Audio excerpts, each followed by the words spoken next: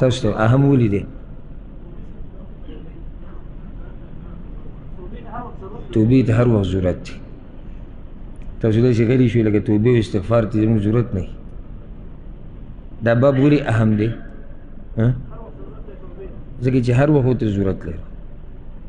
ګناهونه د انسان نه کېږي. د انبیاو نه علاوه څوک داسې نشته چې هغه د ګناهونو نه صفا دي. خو دا خبره یاده کوي لکه په دې هم خوشحالېدنې دي پکار. زما دې خبرې ته یو پیر سوچ تلی و چې دا بعض مسلمانان دې خبرې ته خوشحالېږي چې کله ورته ووایې که نه چېرې څوک د ګناه نه صفا نشتي، د هر چا نه کېږي، هر یو خوشحاله شي چې زه څوک صفا نشتي، مونږ په کې هم لګیا یو. ګناهونه او خطا دا به کېږي. وګوره سړی چې څومره الله ته نږدې دومره ته ګناهونه کم کېږي. دا نقطه ورسره یاده کړئ. یوازې دې خبرې ته مه خوشحالېږئ چې یاره ګناه خو به د هر چا نه کېږي. ګناه خو به کېږي خو څومره، یعنې سهار ماښام به ګناهونه کوو، په مخه به ګناهونه یو بیا به موږ څه وایو یو بل ته چې یاره انسان کمزور دی نو ګناه خو به کېږي. موږ منو دا خبره چې انسان خطاکار دی، ګناهګار دی، خو موږ به حتی الوسع کوشش کوو چې ګناهونو نه ځان بند کړو. خوشحالېږو به نه او نه به ولکه زور ورکوو چې یاره هسې انسان خطاکار دی. خطاکار خو دی خو موږ ته الله ویلي چې ته ځان د دې ګناهونو نه بند کړه. سره د کوششه که د سړي نه بعض ګناهونه یا غلطیانې وشي او دی واپس شي الله ته، دغه طریقه ده، طریقه هم دا ده. نو دې خبرې ته هسې مه خوشحالېږه چې انسان نه ګناهونه خو کېږي. نه د دیندارو خلکو ګناهونه او د بېدینو دا یو شان نه دي. ګورې کوم سړی تقوادار پرهیزګار دی، قرآن کې د دې خبرې ذکر شتي چې د تقوادار نه هم ګناه کېدی شي. حدیثونو کې هم دا خبره ذکر. ستاسو څه خیال دی چې د دې تقوادار او د عام سړي یو شان ګناهونه دي؟ بیا د ګناه کولو نه بعد د تقوادار او د عام سړی یو شان دي؟ نه. فرق څه دی دوی کې؟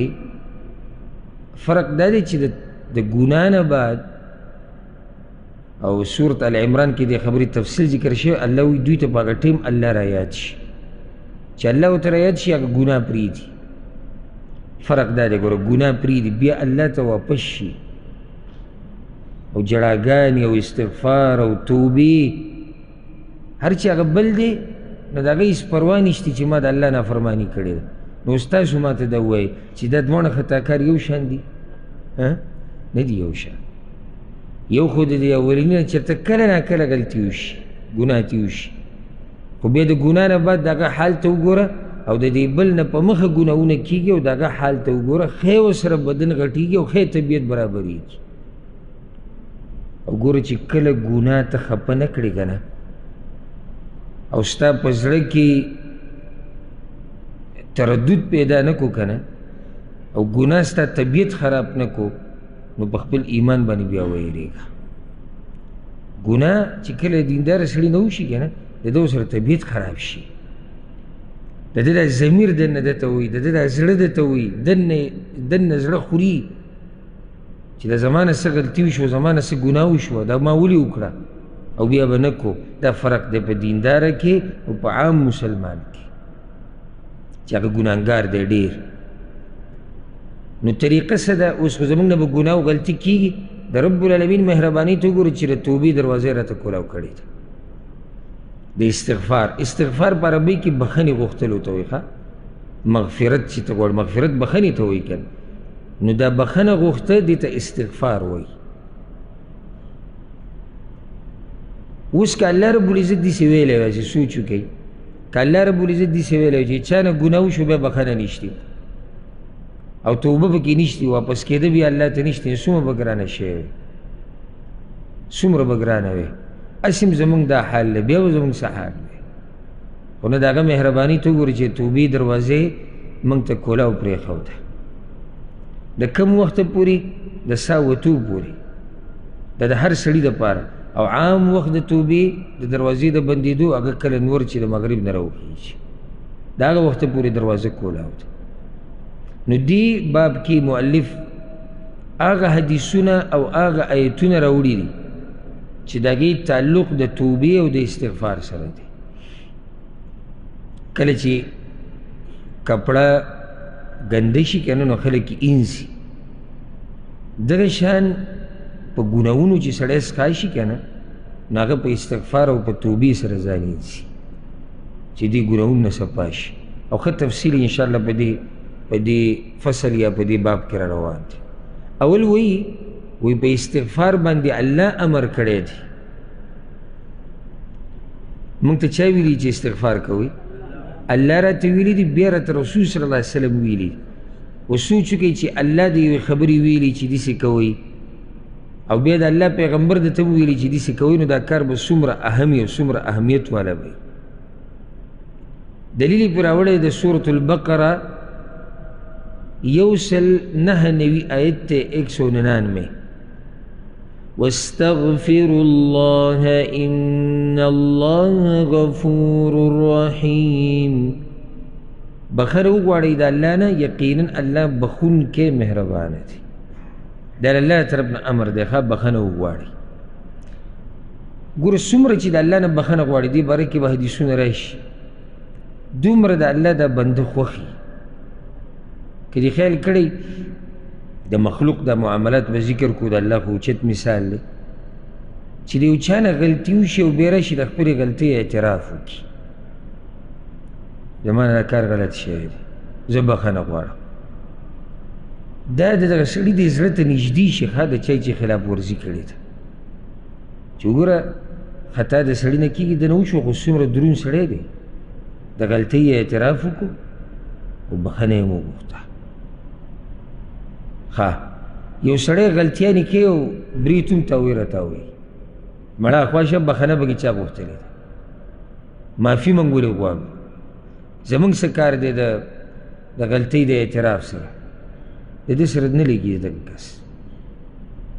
ولې؟ ځکه چې یو خو غلطي، بل تکبر، نه بخښنه غواړم نه معافي غواړم نه اعتراف کوم چې او زما نه غلطي شوې ده، اعتراف کوم یا ما ته ګناهونه وبخښه یا الله، یا ویې ژړل الله ته. نو دا خبره ورسره یاده کوي چې امر په استغفار باندې دا موږ ته زموږ رب کړی دی او زموږ پیغمبر صلی الله علیه وسلم موږ ته کړی. د هغې نه بعد وی د استغفار سره الله ګناه معاف کوي. دا خو واضح ده، ځکه چې ګوره استغفار څه مطلب دی؟ مرګ ساعت مخکې د ګناه بخښنه غوښتل د الله نه، نو چې ته بخښنه غواړې هغه ته بخښنه کوي، ته چې ته بخښنه غواړې هغه بخښنه کوي. او په دې باب کې تکبر کول دا د منافقانو صفت هم دی. سورة المنافقون کې د عبدالله بن ابی بن سلول بعض ګستاخانه الفاظ ذکر شوي دي چې هغه د پیغمبر په باره کې ویلي او صحابه کرامو په باره کې ویلي. نو کله چې به دوی ته وویلی شو، ګوره واذا قیل لهم تعالوا یستغفر لکم رسول الله، او کله چې به منافقانو ته وویلی شو چې راشئ د پیغمبر خواله چې ستاسو دپاره بخښنه وغواړي د الله نه، ځکه چې غلطیانې دنه شوي دي. لووا رؤوسهم ورأیتهم یصدون وهم مستکبرون. الله وی مخونه واړئ، سرونه وخوځئ، متکبره او واپس شوي، زموږ ته هېڅ ضرورت نشته. بخښنه نه غوښته د الله نه، دا تکبر دی. ها یعنې یو سړی دومره په ګناه کې انختی دی چې د سره دې طرف د توجه نه ورکړي، زما یو رب دی هغه به ما په دې رانیسي. دا هم یو قسمه تکبر دی، عجزي دا ده. لکه رسول صلی الله علیه وسلم ته وګوره، د هغه باره کې را روان دی حدیث، په یو مجلس کې په یو بیټک کې 100 پیرې د الله نه بخښنه غواړي، او دا هغه انسان دی چې الله ورله تېر شوي او راتلونکي خطاګانې معاف کړي، دې ته عجزي وایي. دې ته د الله په مخ کې ځان عجزه ښکاره کول، ذلت، خشوع، سکون د الله په مخ کې هغه دا دی چې یو سړی د ګناهونو نه صفا دی هغه د الله نه سل پیرې بخښنه په یو مجلس کې غواړي، په یو مجلس کې. او زمونږ په ګناهونو باندې کلونه تېر شوي دي، کلونه. دا زړه یې راله تک تور کړی او موږ بخښنه د الله نه غواړو. دا به یو نوع تکبر نه وي؟ دا یو نوع تکبر دی. تکبر ډېر اقسام دي، دا به یو قسم دی.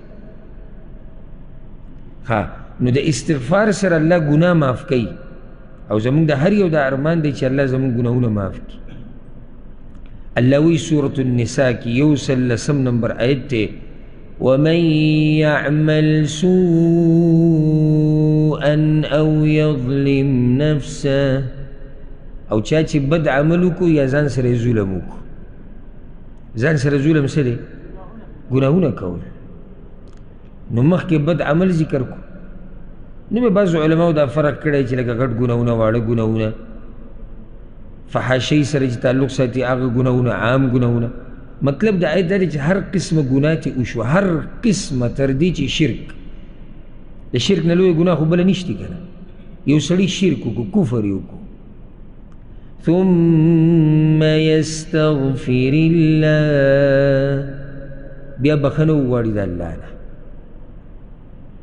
یجد الله غفورا رحیما، وبمومی اللہ لربخن کے مہربانا.